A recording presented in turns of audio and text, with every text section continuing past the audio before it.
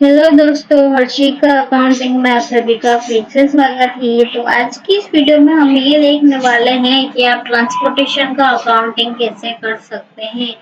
तो इस पे हमने ऑलरेडी 2 वीडियो बना के रखे हैं, तो जिसका लिंक आपको डिस्क्रिप्शन में मिल जाएगा। अगर आपने वो वाले हमारे वीडियो नहीं देखे हैं तो जरूर से देख लीजिए, ताकि आपको बेसिक नॉलेज आ जाए कि किस तरीके से सारी चीजें काम करती हैं, जिसमें आपको रिवर्स चार्ज मैकेनिज्म के बारे में भी सीखने को मिलेगा। ओके, तो इस वीडियो में हम बेसिकली ये फाइनल वाला देखने वाले हैं कि हमने एक गाड़ी जो है वो लेके फिर दूसरी जगह पर रेंट पे दी है। तो फिर उसके बीच हम जो भी इनकम कमाते हैं, फिर जितने खर्चे करते हैं, तो वो वाला हम ट्रैक कैसे कर सकते हैं और कैसे ट्रैक कर सकते हैं कि हमें कितना प्रॉफिट हो रहा है, कितना हमारा बाकी है या क्या चीज है। ये सारा का सारा हम आज की इस वीडियो में देखने वाले हैं।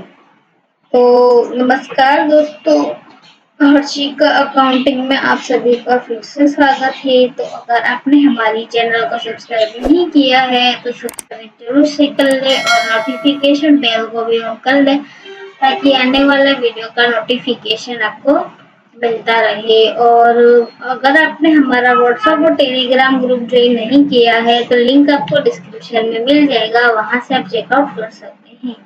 और अगर आपको ऐसे ही एडवांस अकाउंटिंग सीखते रहना है बिल्कुल फ्री ऑफ कॉस्ट में, तो आप हमारे चैनल को सब्सक्राइब करें और हमें कमेंट करते रहें, ताकि हमको मोटिवेशन मिलता रहे कि हम ऐसे ही वीडियो बनाते रहें। तो चलिए शुरू करते हैं। तो यहाँ पर आप देख सकते हैं कि मैं प्रॉफिट एंड लॉस अकाउंट में आ गई हूँ।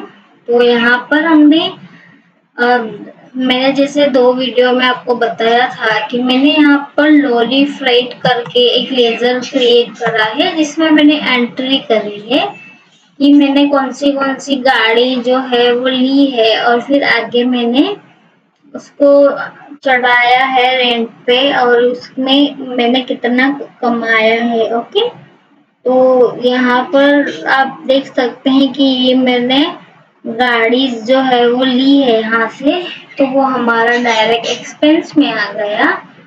और यहाँ पर हमारे डायरेक्ट इनकम में आप देख सकते हैं कि हमने ये वाली गाड़ी जो है वो कितने कितने में रेंट पे दी है और किस किस को दी है। और उस पर जीएसटी का क्लेरिफिकेशन भी जो है, एंट्रीज, वो भी आप यहाँ पर देख सकते हैं।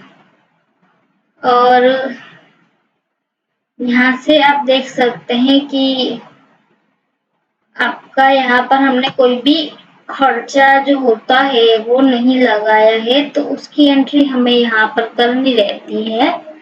तो यहाँ बैलेंस शीट में भी आप यहाँ पर देख सकते हैं कि करंट असेट में ये वाले सब को हमने गाड़ी जो है वो दी है, लेकिन हमें पेमेंट लेना बाकी है, तो हम इनसे पेमेंट ले लेंगे। बैंक अकाउंट में हमारे नो इंडियन ऑयल को हमने 1000 दिया है, यानी हमने फ्यूल भराया था एक गाड़ी में, इसीलिए। ओके, तो वो वाली एंट्री यहाँ पर है। और यहाँ पर आप देख सकते हैं कि करंट लायबिलिटी में ड्यूटीज एंड टैक्सेस हमारा आ रहा है, जीएसटी, आईजीएसटी और एसजीएसटी, तो ये हमें पे करना रहेगा। ओके, और इसके सामने हमारा सन्ड्री क्रेडिटर्स में आप देख सकते हैं कि ये वाली गाड़ी पे हमने इंडियन ऑयल से पेट्रोल भराया था। ओके, तो ये वाली एंट्री मैंने इसलिए यहाँ पर ऐसे करी है क्योंकि हमने गाड़ी में पेट्रोल भराया है, तो हम उतना पैसा जो बाटी है उससे कट करने वाले हैं। ओके, तो ये मैंने जो गाड़ी एक ये वाली ली थी, और फिर जितने मैं गाड़ी ली और फिर 1000 का पेट्रोल भराया, तो मैं उतने पैसे कम दूंगी। ओके, तो इस तरीके से मैंने एंट्री करी है। नहीं तो इफ आप डायरेक्टली पेट्रोल एक्सपेंस से एंट्री कर सकते हैं, जिससे आपको एक्सपेंस में आ जाएगा, तो आपको प्रॉफिट एंड लॉस में पता लग जाएगा। जैसे कि यहाँ पर आप देख सकते हैं कि लॉली फ्रेट जो हमारा है ये वाला पेमेंट अभी हमारा करने का बाकी है। तो हम यहाँ पर सबसे पहले जाएंगे वाउचर में और F5 में एंट्री करेंगे। तो सबसे पहले हम यहाँ पर F7 में जनरल वाउचर में एंट्री करेंगे कि इंडियन ऑयल से हमने पेट्रोल का खर्चा किया हुआ है, तो व्हीकल फ्यूल एक्सपेंस करके एक लेजर क्रिएट कर देंगे। तो अल्ट सी करके लेजर क्रिएट कर देते हैं व्हीकल एक्सपेंस, और जो हमारा आएगा इनडायरेक्ट एक्सपेंस में। ओके, और फिर हम इसको कर देंगे कंट्रोल A करके सेव। और हमने यहाँ पर 3000 रुपीज का फ्यूल अलग अलग गाड़ी में भराया था। तो मैं इंडियन अकाउंट कर रही हूँ क्योंकि इंडियन अकाउंट से मैंने इंडियन ऑयल से मैंने फ्यूल जो है वो अपने गाड़ी में भराया था। ओके, फिर मैं यहाँ पर कंट्रोल A करके सेव कर दूंगी।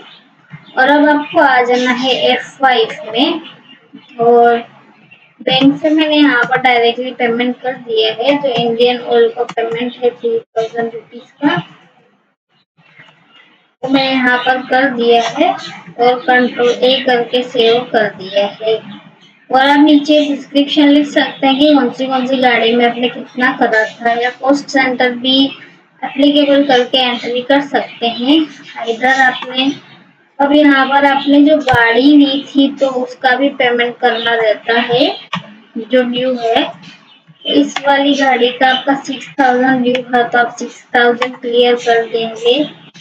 आप नीचे यहाँ पर करंट बैलेंस में ही देख सकते हैं कि कितना ड्यू है। ओके, और फिर हम यहाँ पर कैश में पेमेंट कर देंगे।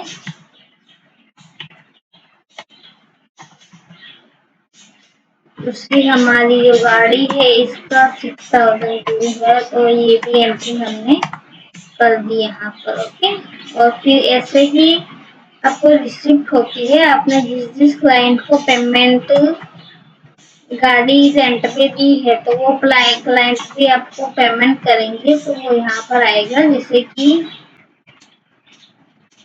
ABC अकाउंट से 7000 रुपीज लेने हैं हमारे,